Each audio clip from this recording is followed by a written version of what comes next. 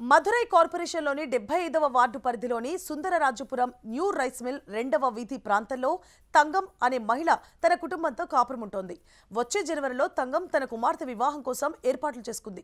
ఇందుకోసం ఆమె తన ఇంట్లో ఒక చిన్న దిండులో 20 తులాల బంగారు నగలను దాచుకుంది. తమ కూతురి వివాహం దగ్గరికి వస్తుండటంతో కుటుంబ సభ్యులు పెళ్లి పనులు ప్రారంభించారు. ఇందులో భాగంగా తాజాగా ఉదయాన్నే నిద్రలేచి ఇంటిని శుభ్రం చేశారు. ఆ సమయంలో కుటుంబ సభ్యులు ఇంట్లోని పాత వస్తువులు, బట్టలు తీసి సమీపంలోని మున్సిపల్ చెత్త డబ్బాలో పడేశారు. వీటితో పాటు తంగం తన ఇంట్లో బంగారు నగలు దాచిన దిండును కూడా కుటుంబ సభ్యులు పనికిరాని చెత్తగా భావించి చెత్తబుట్టలో పడేశారు.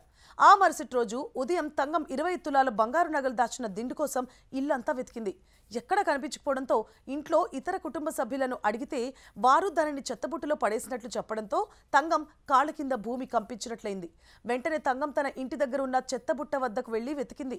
అయితే అందులో దిండు, బంగారు నగలు కనిపించకపోవడంతో ఏడుస్తూ 75వ వార్డు హెల్త్ సూపర్వైజర్ మరుతు పాండ్యన్ను సంప్రదించి జరిగిన విషయాన్ని చెప్పింది. చెత్త డబ్బాలో చెత్తను సేకరించిన పారిశుద్ధ్య కార్మికురాలు మీనాక్షికి ఆయన ఫోన్ చేసి ప్రశ్నించారు.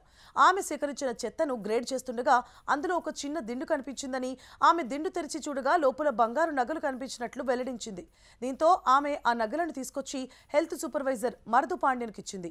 హెల్త్ సూపర్వైజర్ పాండ్యన్ వెంటనే బాధితురాలిని సంప్రదించి పారిశుద్ధ్య కార్మికురాలు అందజేసిన 20 తులాల బంగారు నగలను అందించాడు. ఆ నగలను అందుకున్న యజమాని తంగం ఈ నగలు తాను సంపాదించిన డబ్బుతో తన కుమార్తె వివాహం కోసం జీవితాంతం దాచుకున్నవని చెప్పింది.